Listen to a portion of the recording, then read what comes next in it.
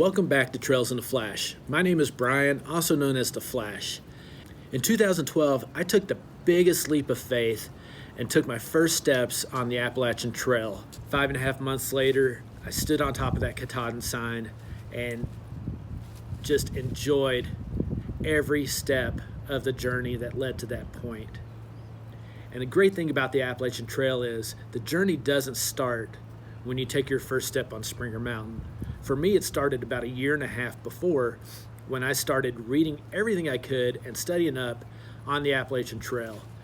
I was pretty much an amateur hiker and camper. I loved doing both, but did not feel like I had the skills needed to spend 5.5 to 6 months out in the woods and hike almost 2,200 miles. Today I want to go through 5 things I did to mentally prepare to hike the Appalachian Trail.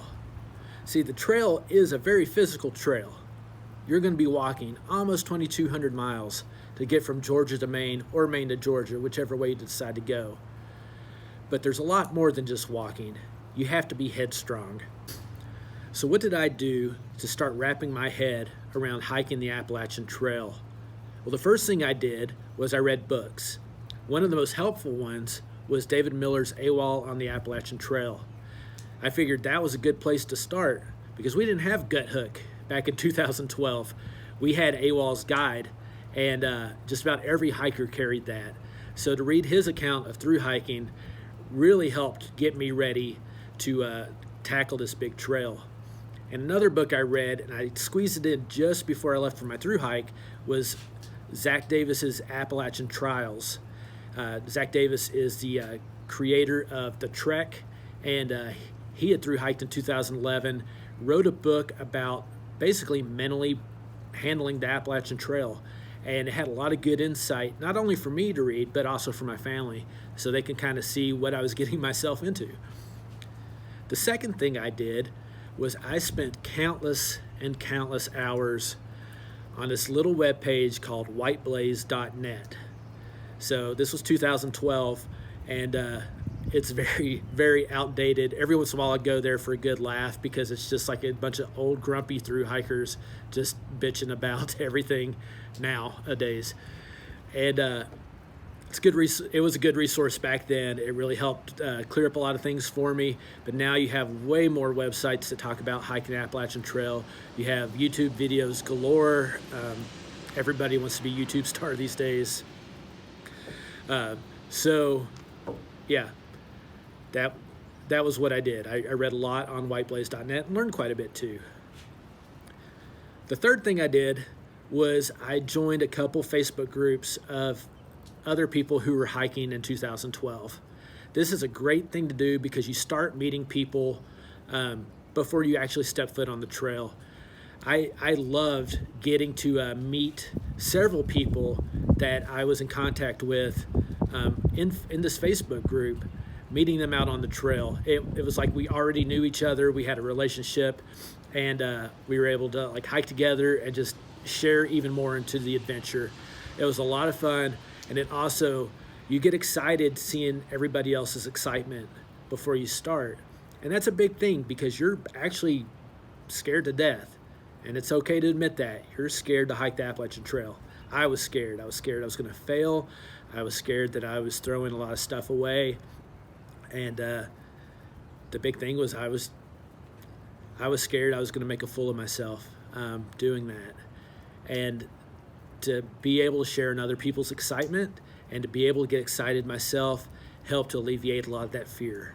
The fourth thing I did to mentally prepare to hike the Appalachian Trail was I made notes of all the contact information for the manufacturers of my gear.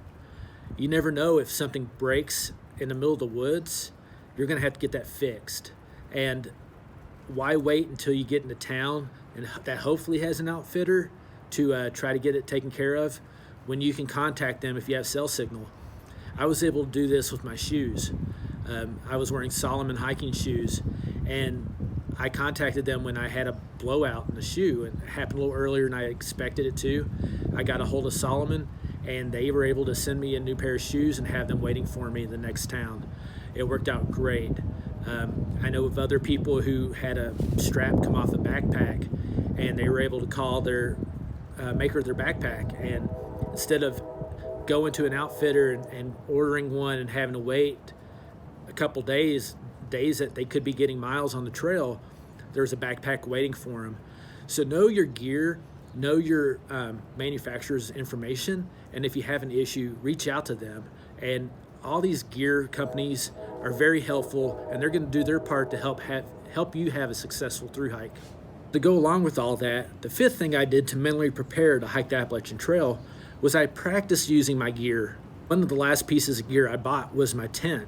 It's a Six Moon Designs tent, which actually uses my hiking poles to stand up. And I'd never used a tent like that before.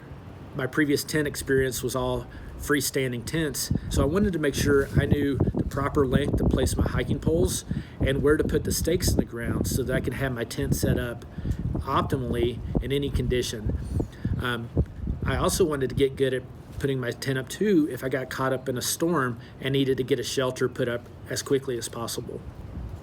So knowing how to use my gear ahead of time helped prepare me to go the extra mile, or the 2,200 miles that I ended up hiking. So what are you doing to mentally prepare to hike the Appalachian Trail or any other long trail? Go ahead and comment below. I'd love to know how you're getting your head wrapped around an amazing journey. If you've hiked the trail in the past, what did you do? Let's get a conversation started so that we can help future potential thru hikers make it all the way. If you want to see more videos like this, go ahead and subscribe and even like this video. It'll go a long way in helping this channel out. And until next time, we'll see you out on the trail.